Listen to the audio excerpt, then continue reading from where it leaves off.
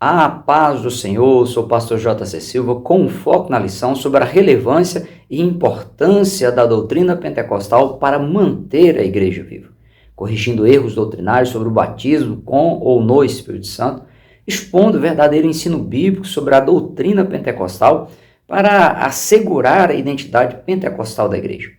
Conta aí com as suas interações no canal, com seus comentários e também com seu like.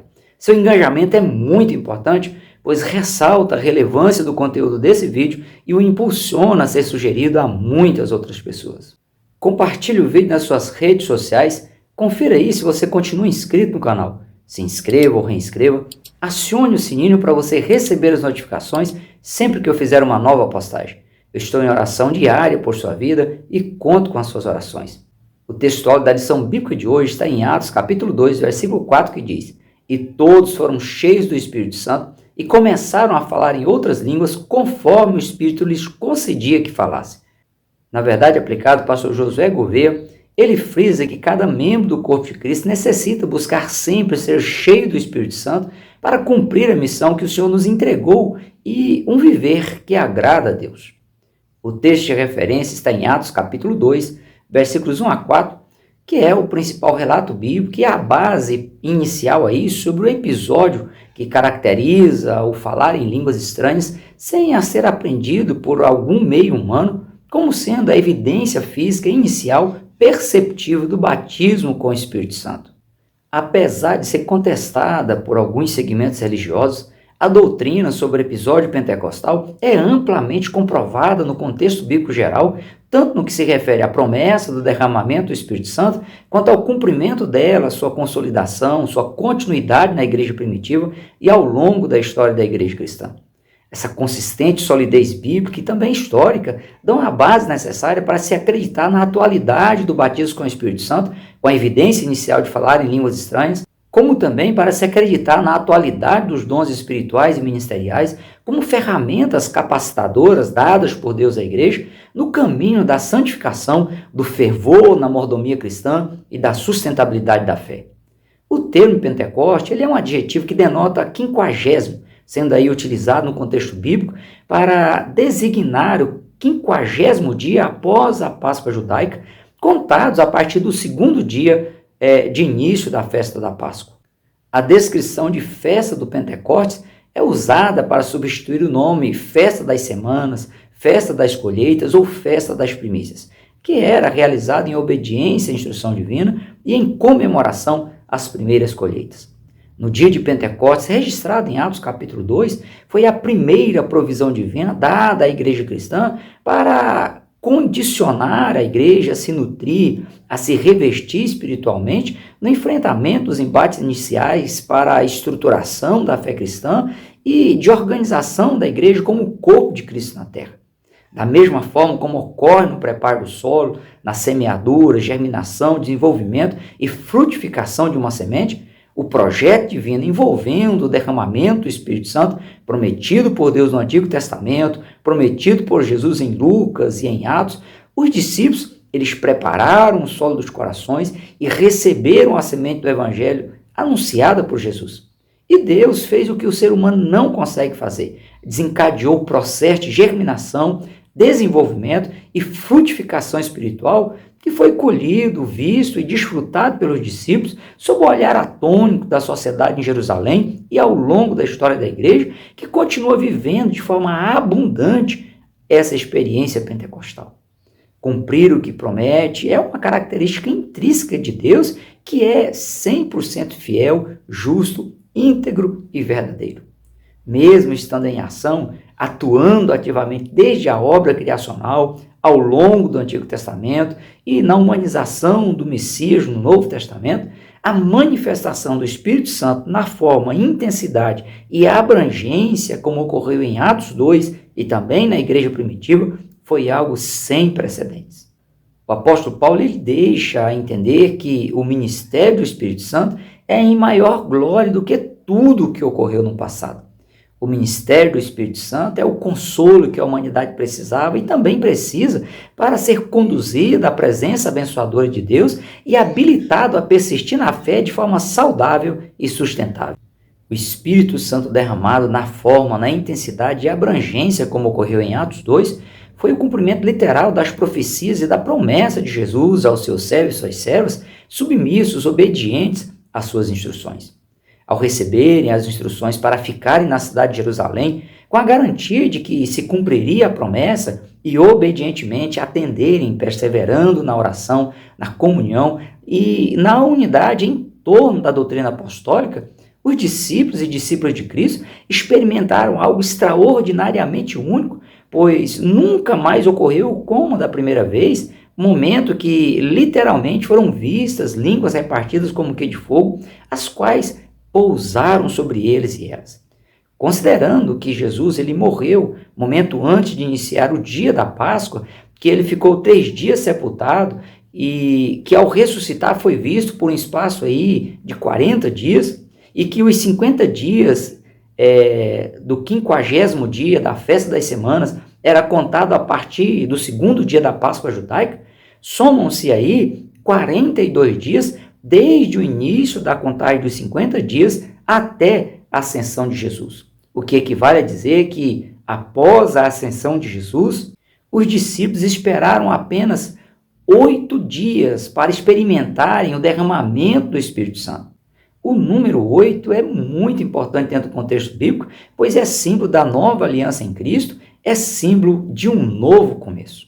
Portanto, o Pentecoste foi o dínamo divino que deu o início a algo novo, a algo até então desconhecido e inimaginável, que posteriormente passou a ser denominado de Igreja Cristã.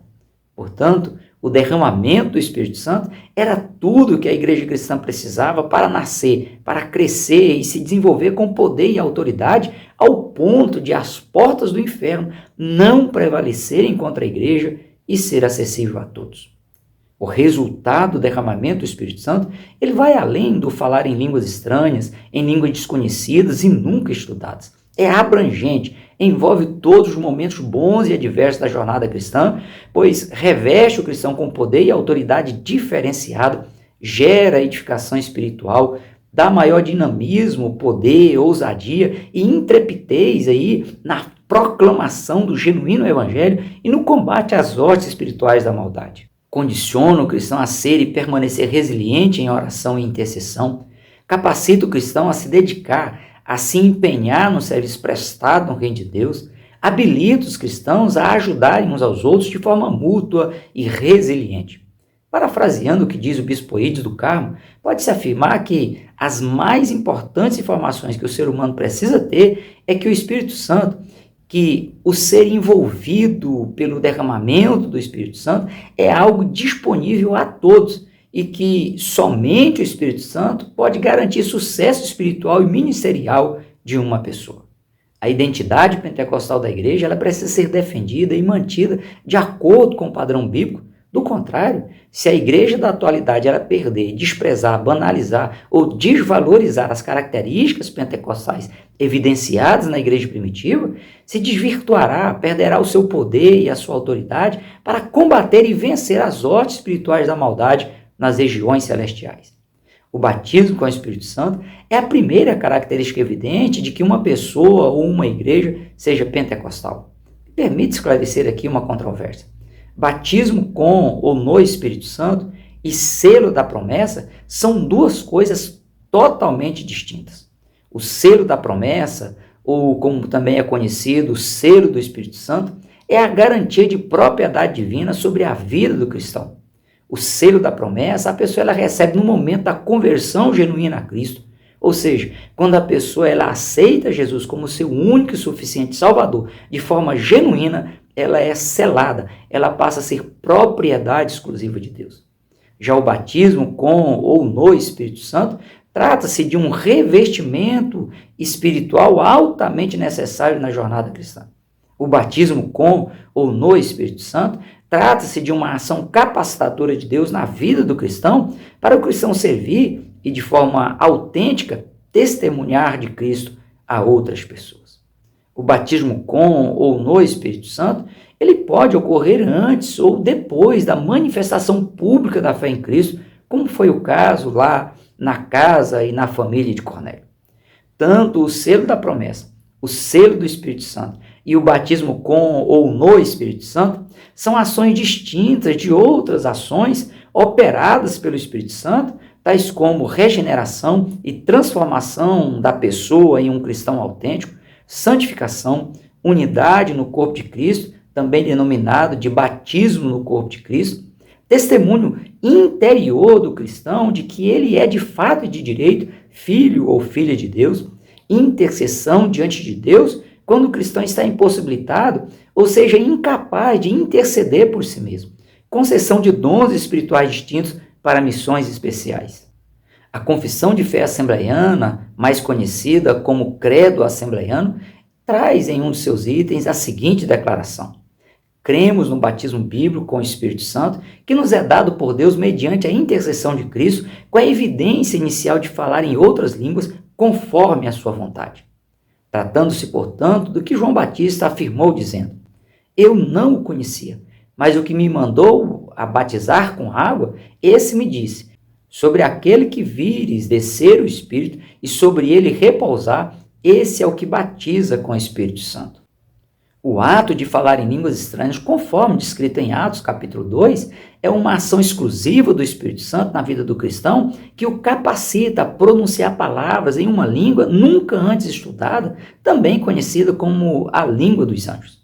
Além de o falar em línguas como evidência inicial do batismo com o Espírito Santo ser confirmada pelas Escrituras, a atualidade dos dons espirituais, dos dons sobrenaturais do Espírito Santo, como doações, como capacitações para o cristão desempenhar atividades ou empreender ações que ultrapassam os limites humanos, também recebe apoio irrestrito e amplo das Escrituras Sagradas. Os dois objetivos exclusivos dos dons espirituais são promover a expansão no alcance universal do sacrifício de Cristo e a edificação dos santos. Dentre os dons espirituais explícitos concedidos por Cristo através da ação do Espírito Santo na vida da igreja, na ordem como está em 1 Coríntios capítulo 12, eles se dividem em 3 grupos distintos. No primeiro grupo estão os dons de saber, dom da palavra da sabedoria, dom da palavra da ciência ou do conhecimento e dom de discernimento de espíritos. No segundo grupo estão os dons de poder, dom da fé, dons de curar e dons de operação de maravilhas. No terceiro grupo estão os dons de expressão verbal, que são os dons de variedade de línguas, de interpretação de línguas e de profecias. O escritor Wayne Grudem, em seu livro de Teologia Sistemática, ele lista pelo menos 23 dons, acrescentando aí à lista de 1 Coríntios capítulo 12 e com base bíblica os seguintes dons: dons de apóstolo, de mestre, de ajudar os outros, de exercitar solidariedade e administração justa e honesta. Dom de evangelista, de pastor e de mestre. Dons de serviço, de dar ânimo, de contribuir, de liderar e de exercitar misericórdia. Dom para o casamento ou para o celibato. Dom do martírio, como ocorreu com Estevão, que Deus o capacitou a passar pelo martírio como se não tivesse sendo martirizado. Mesmo que alguns destes dons citados por Grudem pareça ser aí um ofício em si, a pessoa ela pode exercer um ofício, mas não ter o dom para o exercício de tal ofício. Aí está a diferença e o marco do sucesso. O dom diferencia as habilidades sobrenaturais dadas por Deus das habilidades meramente humanas. Como bem diz o ditado popular, há pessoas que têm o dom para realizar determinadas coisas, já outras pessoas não têm. É importante frisar que é o mesmo Espírito Santo que atua na formação do corpo de Cristo e que também se manifesta distribuindo dons, capacitando, dando autonomia aos diferentes membros do corpo de Cristo para que eles desempenhem suas diferentes funções de forma perfeita, harmoniosa e mútua. Cada cristão deve desempenhar, deve administrar os dons na forma como os recebeu, visando sempre a glória de Deus e a edificação do corpo de Cristo.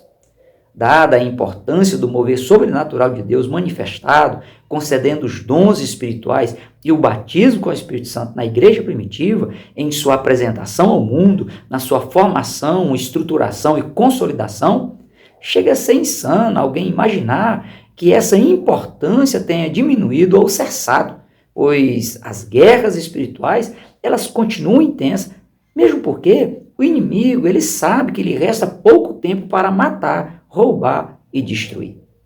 É fato verídico na vida da igreja cristã a manifestação e o exercício de pelo menos esses 23 dons sobrenaturais dados pelo Espírito Santo. Mesmo havendo críticos que, sem nenhum respaldo bíblico, pregam ousadamente contra, sob a alegação de que os dons espirituais cessaram após a conclusão do cânon do Novo Testamento e da era apostólica, é inegável o apoio bíblico a essa doutrina de fundamental importância para a vida, crescimento e sustentação da igreja cristã. Atos capítulo 2, versículo 39, chega a dizer que a promessa do derramamento do Espírito Santo diz respeito a todos quanto Deus, nosso Senhor, chamar. E esse chamamento divino não ocorreu apenas aos cristãos da igreja primitiva ou ao mundo da época da igreja primitiva. Continua extensível a toda a humanidade.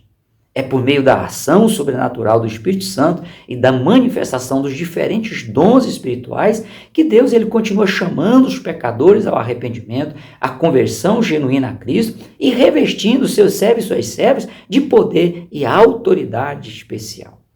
É o mover sobrenatural do Espírito Santo que faz com que a igreja cristã cresça de forma saudável e sustentável. Há quem se utilize do texto 1 Coríntios, capítulo 13, versículos 8 a 10, para embasar o cessacionismo dos dons. No entanto, observando o contexto bíblico próximo, ou seja, os versículos anteriores do capítulo 13 e os posteriores do capítulo 14, e indo até Efésios, capítulo 4, versículo 13, vai se perceber que perguntas ficam sem resposta. As perguntas como: a ciência cessou? A ciência já alcançou o seu nível máximo? O que é perfeito já veio? A igreja já alcançou o status de perfeita, a estatura completa de Cristo? Se a resposta é não, por que é que os dons já teriam cessado? Fora a falta de respaldo bíblico à doutrina cessacionista, há diversos testemunhos históricos de registros de avivamentos ao longo da história da humanidade. A chama pentecostal, ela precisa ser mantida, preservada e expandida a sua relevância. Do contrário, o Espírito Santo ele será impedido de agir na igreja, pela igreja e através da igreja, como ele o fazia livremente na igreja primitiva após o Pentecoste. Dentro dessa reflexão bíblica, o pastor Josué Gouveia, ele expõe o tripé de sustentação e manutenção da chama pentecostal na igreja cristã da atualidade. A primeira coluna desse tripé é viver em santidade. Sem essa condição, sem um estilo de vida santificada, o ser humano nunca terá condições de se achegar profundamente próximo da presença abençoadora de Deus, pois o Espírito Santo ele será impedido de atuar na vida da pessoa e conduzi-la a ter uma comunhão profunda com Deus.